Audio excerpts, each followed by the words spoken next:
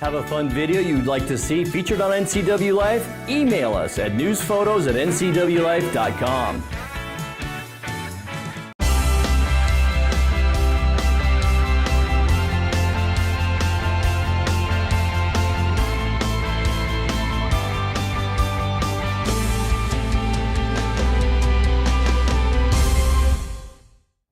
Good Wednesday evening and welcome to the NCW Life Evening News. I'm Grant Olson.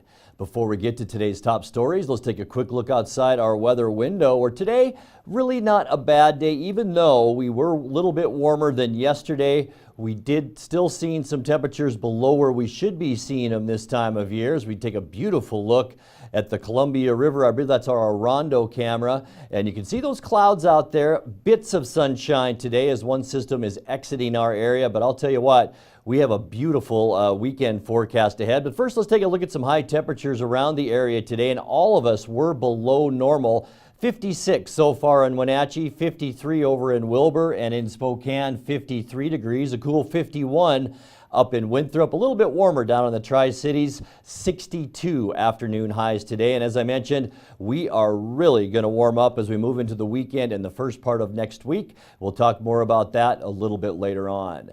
And now a few of the news stories we're following for you tonight. An elderly man avoided serious injury late last week after falling asleep at the wheel and hitting a telephone pole. And Wenatchee Valley College has announced the winners of this year's Foundation Awards. But first, we begin tonight with breaking news. Here's video from our Sky-Fi tower camera as emergency crews responded to an unattended fire off Sand Canyon Road near Fancher Heights in East Wenatchee around 3 o'clock this afternoon. No homes or buildings were threatened in the fire, which appeared to be contained to one spot. We will have more information on that fire as it becomes available. Chelan PUD commissioners this week approved new penalties on unpermitted Bitcoin operations. The new fees and charges become effective immediately. The action comes as the utility continues to fine unauthorized cryptocurrency mining 2 to 3 a day on average. The district's Customer Utilities Managing Director John Stahl reported discovering and shutting off power to 3 rogue operations last week. One unauthorized operation was in a South Wenatchee commercial space, another in a West Wenatchee home rented out pending a sale, and the third, perhaps most troubling, Stahl said, in the forest off Highway 2 near the Nason Creek Rest Area. The third one, which I find probably the most disturbing, happened to be in the furthest edge of our county on the way to Stevens Pass, up around the Nason Creek Rest area. So you're up in the forest at that point. And again, this was a home that was kind of off the beaten path in the forest, and it had a separate building that appeared to be doing cryptocurrency mining. But what was really bothersome about that one is fed by looked like a fairly large bundle of extension cords running out to this building. And of course, when it's 40 degrees and there's snow on the ground, that's one thing. But in a month from now, we could be in 90-degree temperatures. And I would see that being a significant fire threat. So that was very disturbing to see that. Customers who use unauthorized electric service face fees up to $6,150 for in-home Bitcoin operations and $11,400 for those in commercial or light industrial space. Unauthorized operation deemed a safety hazard will lose power immediately and be assessed all charges. Customers also could face prosecution for power theft. Commissioners extended amnesty for assessing the fees until May 14th in cases where customers without authorized service and no histories of HGL use or suspected use stop mining immediately and notify the PUD prior to hearing from the utility. May 14th is the public hearing on the application moratorium imposed on March 19th for new high-density loads. Chelan County Commissioners say a moratorium on Bitcoin mining from the Chelan County PUD addresses most of their concerns. Commissioner Doug England says they will continue to address the issue from a county zoning standpoint. The concern that we had this last week, we were kind of asked to at least examine a moratorium. When we looked into it, we realized that the PUD moratorium does actually affect what we deal with in the unincorporated Chelan County. And so we were able to step back and look at those restrictions, and it really accomplishes what we need to accomplish. And rather than put a formal moratorium in place, we will be looking at restrictions that will determine where those go, what would be most suitable for siting for those in the future. The concern the PUD has are the same concerns that we have. Ours are a little bit more focused on public safety, the use of the land itself, but we work very closely with the PUD and certainly don't want to see them expend money to extend lines, to create infrastructure for a facility that may only be there for a very brief period of time. It's very expensive for them. It's very hard for us to do planning with that, and so we will still be looking at it, but not at this time, not be looking at a moratorium to do that. In a press release this morning, Okanagan County Sheriff Frank Rogers says following a traffic stop, a wanted man from Texas put a pistol to his head and shot himself. The suspect was wanted by Texas Marshals on a felony warrant for sexual assault of a child and was considered armed. At around 8 o'clock this morning, deputies from the Okanagan County Sheriff's Office, Washington State Patrol, and officers from the Washington Department of Fish and Wildlife spotted the suspect vehicle on Highway 97 near the south access into Okanagan. They initiated a stop on the vehicle. The vehicle slowly came to a stop, and the driver of the vehicle ignored the orders from deputies on scene. Following the shooting, the suspect was transported to Mid-Valley Hospital, where he died from the self-inflicted gunshot wound. An elderly man was slightly injured late last week after falling asleep at the wheel and hitting a telephone pole. The Douglas County Sheriff's Office received a report last Friday afternoon of a vehicle driving recklessly on Rock Island Road near Mary Street. A short time later, Sheriff Harvey Jesdahl spotted the pickup truck and stopped the vehicle at the intersection of Rock Island and 3rd Street. Jesdahl noticed the passenger side window of the vehicle was shattered with shards of glass all over the inside of the pickup. The driver, identified as 80-year-old James E. Carpenter of Quincy, had several small cuts from the glass and told the sheriff he dozed off and wasn't sure what he had hit. The right side of the vehicle was severely damaged and the passenger side mirror was missing. There was also shredded tar-soaked wood in the damaged metal. Later in the afternoon, Douglas County deputies found a damaged telephone pole and that missing mirror. Carpenter was charged with hit and run. Well, for the first time, 3 annual awards will be presented at the Wenatchee Valley College Foundation Gala coming up on May 19th. In addition to the Outstanding Friend of the College Award, the Harvey Award, and the Distinguished Alumni of the Year Award, 4 Wenatchee Valley College heroes will also be recognized this year for their commitment to the college. This year's recipient of the Outstanding Friend of the College is Peggy Ludwig, who is a tireless advocate for education and women. The Harvey Award goes to Earl Tilley, who is a founding member of the Board of Directors for the Wenatchee Valley College Foundation. This year's Wenatchee Valley College Distinguished Alumni Award winner is Malachi Salcido of Salcido Enterprises, who the foundation says is, quote, revolutionizing technology. The 4 winners of the Wenatchee Valley College Hero Award are Dennis Conger with the Wenatchee School District, Diana Haglund of Wenatchee Learns Connect, Wyatt Hurd, a Wenatchee Valley College volunteer, and Ed Finney for his support of technical education at Wenatchee Valley College. Once again, the Foundation's Gala is Saturday, May 19th at 5 p.m. at the Wenatchee Convention Center. Coming up next, we sat down with Chelan County Commission candidate Bob Boogert, who discussed a variety of topics with News Director Steve Hare. I'm Grant Olson, and you're watching the NCW Life Evening News.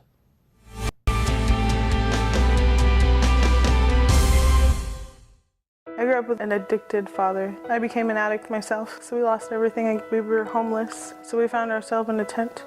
That changed everything for me. The Work First program got me in touch with Goodwill. I could partner with Goodwill and get on-the-job training and get paid for it. It was the best decision that I've ever made. They didn't care that I had a background. They saw something inside of me.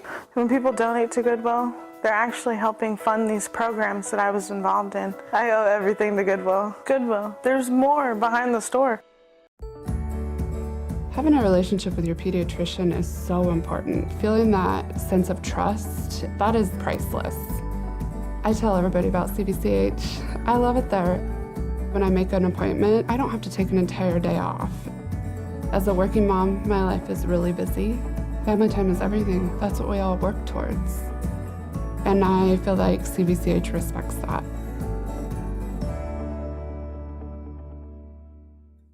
Hi, I'm Cordell Schroeder, owner of East Wenatchee Mobile Storage. If you're thinking about making a move anytime soon, check out the East Wenatchee Mini Storage brand new mobile storage service. They drop it off at your location, you pack it, and they pick it up and store it in their protected warehouse at East Wenatchee for as long as you need. When you're ready, they'll drop it off at your new home or office. East Wenatchee Mini Storage is excited to offer this brand new service to our region. Call 509-884-8643 or find us on the web at ewministorage.com.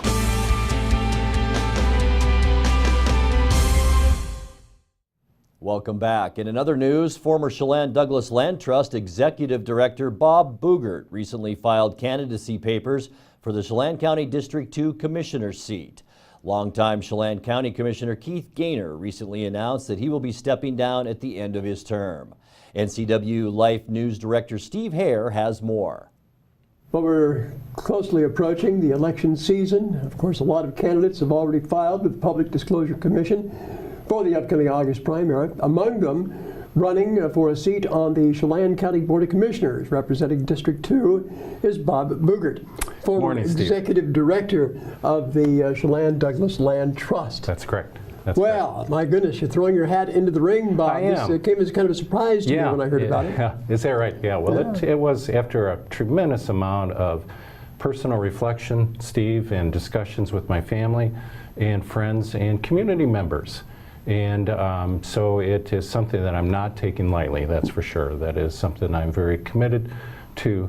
And, you know, it really is something that I knew when I was stepping down from the Land Trust, I wanted to do something that continued my opportunity for community service. And I looked at a lot of options. I had that luxury to be able to really explore within the community what I could do. You know, work for another organization that does community service, do work on a lot of boards of directors, because there's always the need for that as far as community service. But it really kept coming back down to public service and working for the commission. I think that would be a tremendous honor and privilege to be able to do so. Well, this is an opportunity for our viewers on NCW Life Channel to meet Bob Boogert. I know that prior to your hiring at the Land Trust, I was not familiar, we were not acquainted. So maybe you can tell us a little bit about yourself, your background, and certainly can. How you got to the point where you are now. Yeah, so Carolyn and I, my wife and I, we're close to 40 years of marriage now. We've lived in Chelan, in Wenatchee, for about 27 years. We raised our 3 sons, Tom, Bill, and Alex here. So we went through the public school process and really became quite involved in the community through that. My degree, I have natural resource background. I have a master's degree in fishery science and a bachelor's degree in wildlife science from Washington State University and the University of Idaho. I worked for about 10 years for the State Department of Fish and Wildlife, and then 10 years for then Governor Locke and Governor Gregoire as a policy advisor in the governor's office related to natural resource issues, specifically focused on salmon, because at that time, salmon were being listed under the Endangered Species Act. And my role within that employment was to really work with local governments, primarily county commissioners, to be able to respond proactively to the pending listing under the Endangered Species Act. It was very difficult work, but very rewarding work. And at the time, I had the privilege of knowing every commissioner from every county in eastern Washington and had a good working relationship with them. So I really had a very good understanding about what a county commission can and cannot do, and how we can really work with them to be able to maintain their quality of life, not to have a heavy regulatory burden on those counties so that they can really approach it well. And it really was a very successful initiative that the governor's office had. And us here locally, we had very strong engagement from the commissioners of Chelan, Douglas, and Okanagan counties, Steve, to form what's called the Upper Columbia Salmon Recovery Board. Yes. And that's been a very successful venture that really is grassroots approach to some of our natural resource issues. And the whole concept, Steve, is to bring people together to hear the concerns, hear the issues, and to come up with a collaborative, proactive approach. I've noticed that that the Chelan County Commissioners have really taken that concept to heart. They have, especially with many of the working groups that they've developed over the last few years, in the Stemilt Basin, the icicle, those types of things. And I would guess that you would agree that this is the best approach to setting policy. Yeah, I firmly believe that, Steve. I really do believe that a good county commissioner needs to be a good listener and be able to really reach out and hear from stakeholders, hear from all the jurisdictions within that area, and to see what the issues are, to work then with our partners at the state and federal level to really come up with approaches that work. You're watching the NCW Life Evening News. Coming up next, your sports update with Eric Granstrom and our feature story tonight. That and much more still to come on the NCW Life Evening News. Stay with us.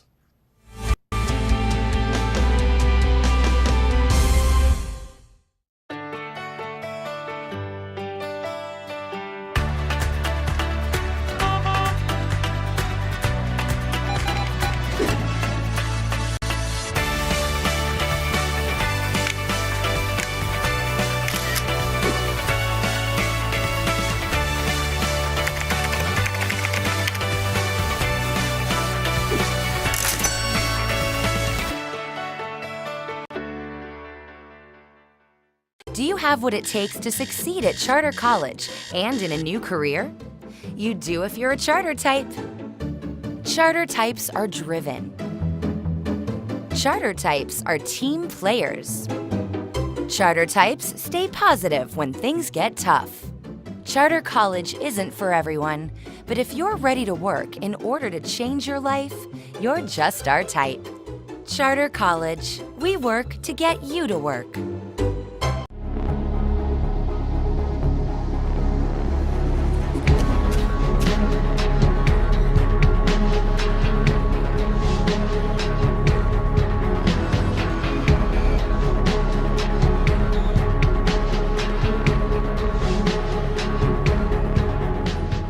Walkabout Grill, open 7 days a week for lunch and dinner in downtown Wenatchee and now downtown Leavenworth, where eating out is eating healthy.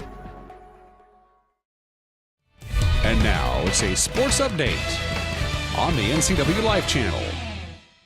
And a good Wednesday. The Wenatchee Wild will have a chance to win the BCHL championship on home ice after falling in Game 4 of the Fred Page Memorial Cup 4-2 last night at Prince George. Both teams looked exhausted as they played their fourth game in 5 nights, and after a double overtime game the night before. To the highlights we go. Art Checker with a call on the Wenatchee Wild Hockey Network, video courtesy of Hockey TV. Rolls into the corner, Brar finds it back across, shot and a score. Kyle Johnson with the power play goal. Over to the far boards, in front for Poisson. He shot and a save made by Park. What a stop by Park. To the left point for Zek. He waits, hits the brakes, that shot blocked. And diving, Zek tries to get after it. It's a 2-on-1. Kazi, he's in, he shoots, and he scores. Hopping around to the Wild, get it back. Backhander score! A.J. Vanderbeck on a nice feed set up by the pressure of Lucas Souter, who just refused to give up on the play. Rebound picked up by Arnold. Arnold in front to Svikovsky, and he scores! Lucas Svikovsky. And tipped all the way back down to the Wild zone. Fluttered back ahead. Ben Brar moves it down low. Shot. Score. Weatherby trying to dig it loose. And back the other way. Here comes an odd man rush. It's DeYoung. He's got Brar and Anhorn. Anhorn back to DeYoung. His shot. And he scores. Puck out through center. And over on the left side, there's a shot from Arnold. And it brings us to the horn. And that's it. Ethan DeYoung finishes with 2 of the Spruce Kings' 4 goals on the night. Now both teams make the 600-plus mile journey back to Wenatchee for Game 5 tomorrow night, Town Toyota Center at 7:05. By the way, there's a gathering tonight at around 8:30, 9 o'clock at the Town Toyota Center to welcome the team home from Prince George. So if you'd like to go out and show your support, do so tonight at the Town Toyota Center. Turning to the Les Schwab Prep scoreboard, we'll start on the soccer pitch. The Wenatchee Panthers were able to snap a 2-game losing streak with a big 6-0 shutout of Ike last night to the Apple Bowl. We had the game here live on the NCW Life channel. Sebastian Moraga and Matt Wisen had the call. Reynoso shot across, top of the box, and what a shot! Go, go, go, go, go! Joe Celebrezzi for the Wenatchee Panthers, 9 minutes 45 seconds. Play, Wenatchee leading Eisenhower 1-0. Quick hitter, the ball is in the mix. Go, go, go, go, go, go! Eric Saldivar, a lazy little non-threatening header that just found itself into the upper left corner of the gate defended by Alex Diaz. Far post, header, that quick touch, go, go, go, go, go! Faris Nesser for the Wenatchee Panthers. Shooter on these penalties. There's Saldivar, the shot, Saldivar, nothing the goalkeeper could do. 4-0 the lead now for Wenatchee. Beautiful maneuver, Camarillo, Reyes, go, go, go, go, go! Panthers make it 5-0, and I have to say, for my money, that is the prettiest goal we've seen today. Yeah, I think so. That was a fantastic shot. Quick push up field, Navarrete, solo maneuver. Nice nutmeg, Navarrete, right foot getting ready, the shot, Navarrete, go, go, go, go, go, go, go!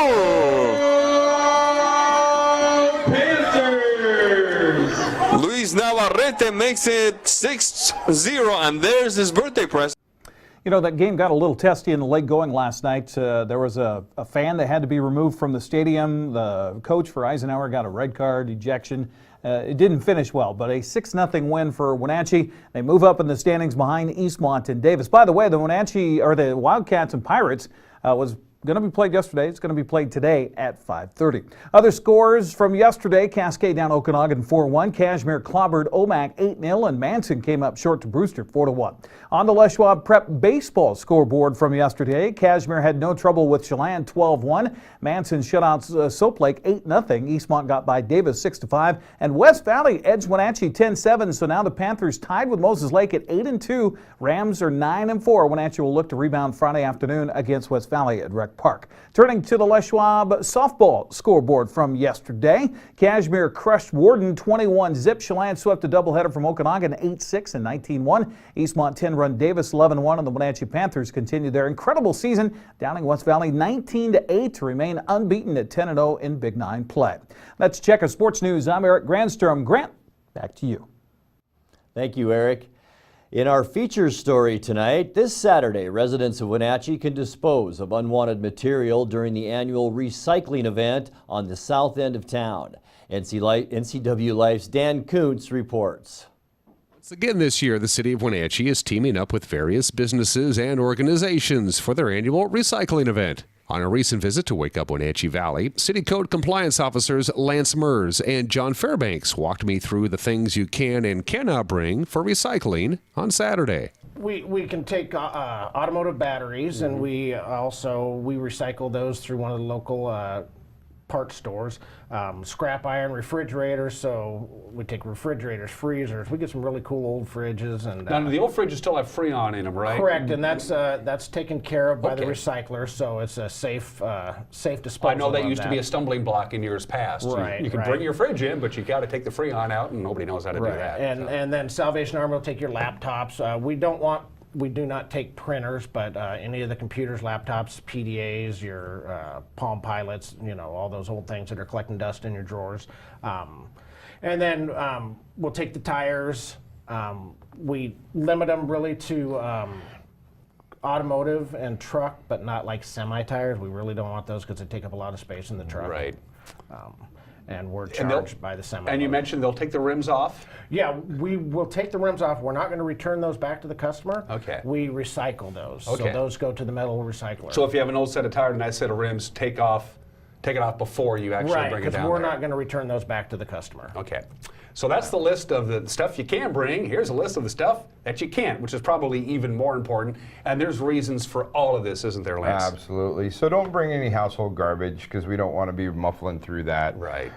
You know, propane tanks, anything that's pressurized, you want to kind of keep that at home and at bay. You know, mattresses and furnitures, there's a lot of couches out there, mattresses.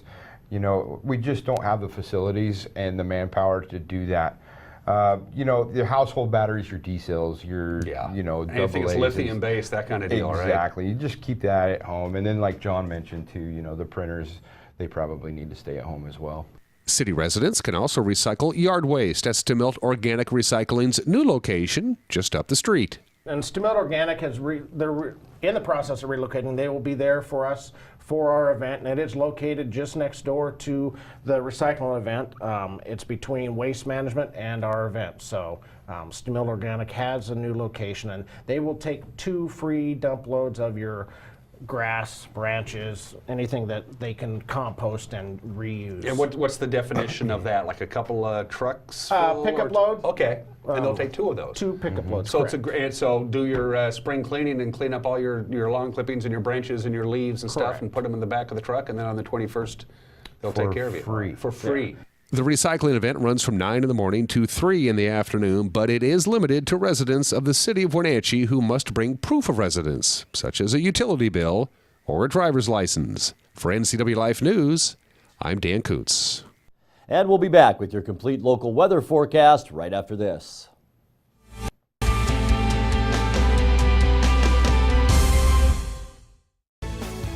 Lake Wenatchee YMCA camp programs focus on our 4 core values of caring, honesty, respect, and responsibility. Make this summer's memories last a lifetime. Pick your theme week today with a wide variety of safe and engaging activities. Lake Wenatchee YMCA Camp is the ultimate summer fun in the sun camp for children, teens, and families. Reserve your child's week today.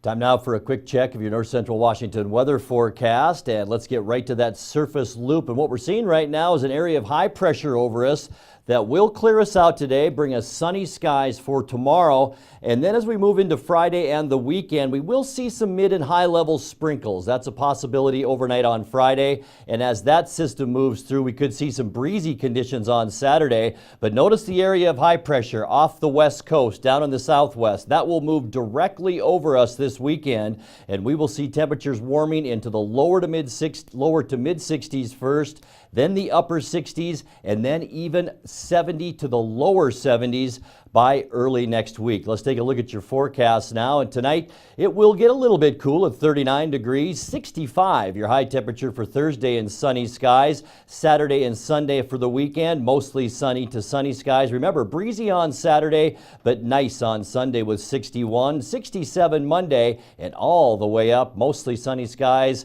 on Tuesday at 70 degrees. And those temperatures may go up when we talk about weather tomorrow night. And that's going to do it for our newscast tonight. For more on these stories and other news from around North Central Washington, you can find us on Facebook or our website at ncwlife.com.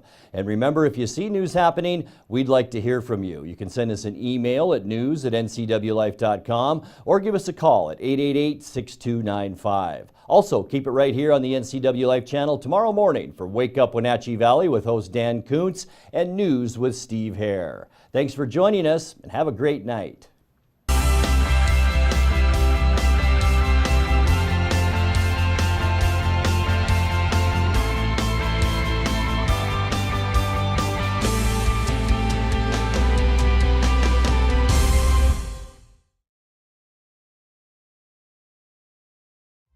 This is TV. This is TV Set Free. TV everywhere from Localtel sets you free to watch what you want, where you want. Catch your favorite networks, including live TV, ready to watch on any web-connected device. for no extra charge. That's TV set free. Enjoy the extra value Localtel delivers with TV everywhere. Visit localtel.net and sign up today.